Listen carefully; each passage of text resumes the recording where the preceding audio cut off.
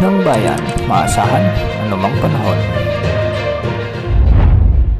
Magandang araw po sa ating lahat. Narito ang update sa lagay ng panahon ngayong araw ng Sabado, August 10, 2024. Sa kasalukuyan ay patuloy na nakakapekto ang southwest monsoon sa bahagi ng Luzon at western sections ng Visayas.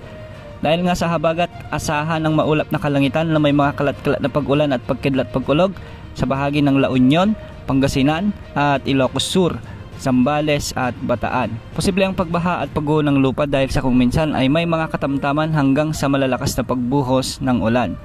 Samantala, asahan naman ang bahagyang maulap hanggang sa maulap na kalangitan na may mga kalat-kalat na pag-ulan, pagkidlat, pagkulog sa bahagi ng Metro Manila, sa natitirang bahagi ng Luzon at sa Western Visayas. Dulot pa rin ito ng umiiral na southwest monsoon o habagat.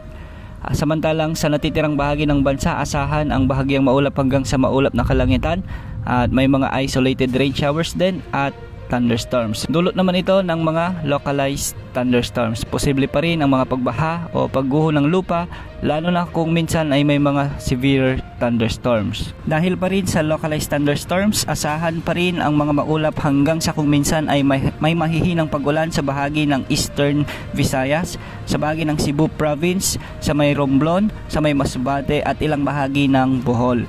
Samantalang sa Mindanao naman, asahan ang ganitong panahon din, lalo na sa Soc-Sargen, Zamboanga Peninsula, Northern Mindanao. Samantalang magiging maulap hanggang sa may mga tsansa lamang ng mga kalat-kalat na pag-ulan sa bahagi ng Davao Region at Caraga Region. Samantala ang bagyong minomonitor natin ay malapit na sa Northern Japan. Posibleng sa Lunes o Martes ito maglandfall sa bahagi ng Northern Japan at wala namang epekto sa ating bansa. Wala namang nakataas na gale warning sa mga karagatang sakop ng ating bansa ngayon, kaya malaya ang ating mga kababayang mangingisda na pumalaot sa anumang bahagi ng ating karagatan. Wala rin tayong namomonitor na kahit na anong sama ng panahon o low pressure area o bagyo na posibleng pumasok sa ating area of responsibility sa loob ng 3 hanggang 5 araw. Yan ang update sa lagay ng panahon. Ito po ang weather update ng bayan, maaasahan anumang panahon.